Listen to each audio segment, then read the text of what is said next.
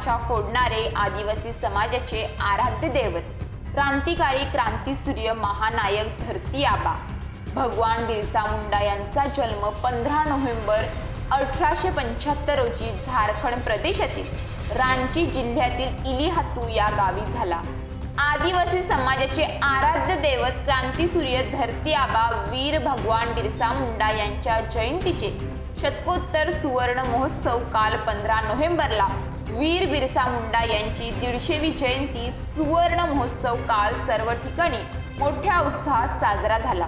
भगवान धरती आबा बिरसा मुंडा यांची 150वी जयंती काल डहाणू तालुक्यातील कासा या ठिकाणी कासा उत्सव समितीने मोठ्या उत्साहात साजरी केली, तर त्यांच्या प्रतिमेला पुष्पहार अर्पण करण्यात आला।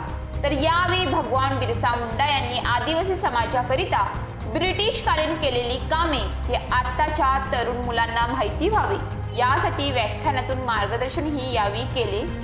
तर या कार्यक्रमास माजी जिल्हा परिषद सभापती पांडुरंग बेलकर, माजी डहाणू पंचायत समिती सभापती स्नेहलता सातवी, जिल्हा परिषद सदस्य लतिका बालशी, काशाचे सरपंच सुनीता कांबडी, अखिल भारतीय आदिवासी पत्रकार संघटनेचे अध्यक्ष निलेश कासट, उत्सव समितीचे अध्यक्ष अजय तुंबडा, कासा ग्रामपंचायतीचे सदस्य सुदाम कदम हे सर्व मान्यवर उपस्थित राहून त्यांनी भगवान धरती आबा बिरसा मुंडा यांची जयंती साजरी केली। यावेळी मार्गदर्शन अखिल भारतीय आदिवासी पत्रकार संघटनेचे अध्यक्ष निलेश कासट यांनी केले।